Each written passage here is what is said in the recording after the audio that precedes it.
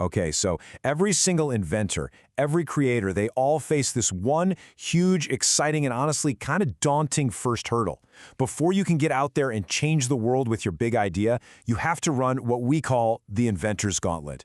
You know the feeling, right? We've all been there. That lightning bolt of inspiration strikes. You figured something out, solved a tricky problem, made something totally amazing, and you're just thinking, this is it. This is the one. But, and here's the catch, this is exactly where that gauntlet really begins. Because, to protect that amazing idea, you have to prove it's legally novel. And that doesn't just mean it's new to you. Oh no, it has to be new to the entire world. At least according to the super strict rules of patent law. So, in this explainer, we're going to run that gauntlet together. We're going to break down what really makes an idea new, what this whole state-of-the-art thing is, and get into the nitty-gritty of the two-part anticipation test. We'll figure out how you can tell if someone's already planted their flag, if your idea is actually enabled, and then we'll talk about the super important pinky swear exception for when a secret gets out. All right, let's dive right in. First up, we're tackling the most fundamental challenge in the entire gauntlet. In the world of patents, this big idea is called novelty. Basically, the law says an invention is only considered new if it isn't already part of what's called the state-of-the-art. Sounds pretty simple, right? Well, yeah. But that, of course, immediately brings up the next huge question. Yeah, what is this state-of-the-art that your brilliant idea is being measured against? What does it even include? Okay, get ready for this, because the scope of the state-of-the-art is, well, it's absolutely massive. We're talking about literally everything made available to the public, anywhere in the world, at any time before you file your patent. That means products, scientific papers, university lectures, you name it, even some random old blog post from a decade ago. Seriously, if it's out there in public, it counts. So, with this vast ocean of public knowledge out there, how in the world do patent offices decide if your idea is already floating around in it? Well, they have a tool for that. It's called the anticipation test. This test has two parts, and both are absolutely crucial. First, has the idea been disclosed before? And second, was that disclosure enabling? Think of it this way. Did someone just talk about the idea, or did they actually provide a clear recipe for making it happen? And just so we're clear, this isn't some casual checklist. This two-step framework, disclosure and enablement, it was locked into law by a huge case, the SmithKline-Beechen patent case. That's the one that officially established them as two totally separate mandatory hurdles you have to clear. Okay, so let's break down that first hurdle, disclosure. The big question here is, has someone, somewhere in the world, already planted their flag on your idea? The way courts figure this out is pretty clever. They use what's called the infringement test. They ask this one simple but powerful question. If a person followed the instructions from some old document or product, would they, without even realizing it, end up infringing on the patent you're trying to get right now? If the answer is yes, boom, your idea has already been disclosed. And that level of detail is so important. It's not enough for some old document to just hint at your idea. The legal standard is famous for this quote, "A signpost on the road to your invention is not good enough." The prior art has to show that someone planted his flag at the precise destination.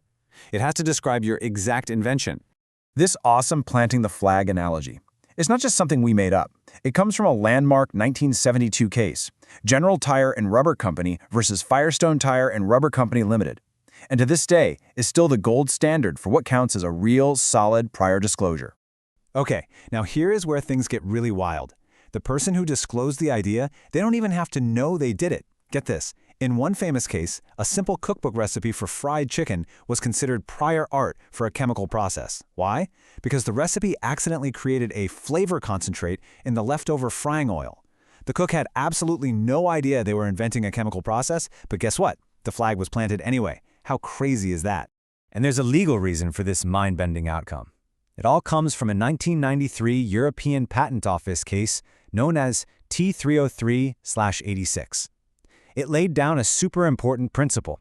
If a process is guaranteed to produce a certain result, then it automatically discloses that result. Doesn't matter one bit if the person doing it intended to or not. All right, so let's say a prior document did plant the flag. The gauntlet's not over yet, not by a long shot. Now we face the second big test, enablement. The question now is, did that prior art give a skilled person enough information to actually make the invention? So here's the easiest way to think about the difference. Disclosure is the blueprint. It shows you what the final thing looks like. But enablement, that's the recipe. It gives you the step-by-step instructions to actually build it. And you absolutely need both. I mean, a description of a time machine is just cool science fiction, right? It's not an invention until someone provides the actual manual to build the thing.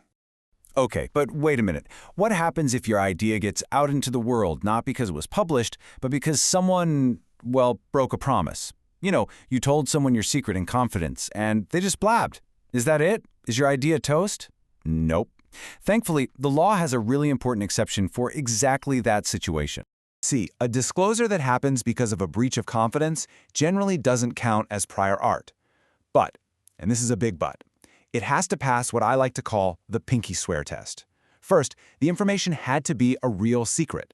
Second, you shared it in a way that implied a duty of confidence, the legal version of a pinky swear. And third, that trust was broken by an unauthorized disclosure. You have to check all three boxes. This whole protective framework, this legal safety net, was set out in a super famous 1969 case, Coco versus Ann Clark Engineers Limited. And it's still the legal bedrock today that lets inventors, safely share their ideas with potential partners without fear of getting burned. So let's do a quick recap of our run through the inventor's gauntlet. Here are the big takeaways. First, novelty is the very first gate you have to pass. Second, your idea is judged against the state of the art, which is basically everything. Third, an idea is only considered anticipated if it's both disclosed, meaning the flag is planted, and enabled, meaning the recipe is there. And finally, don't forget the pinky swear rule. It's there to protect you if a secret gets out. And that just about wraps it up. You now know the official legal test for what makes an invention truly new. But of course, that leads to a much more practical question for every inventor out there, right? Knowing everything we just talked about, where would you even begin to search that massive global state of the art to see if someone, somewhere out there, has already planted a flag on your brilliant idea? Now that is something to think about.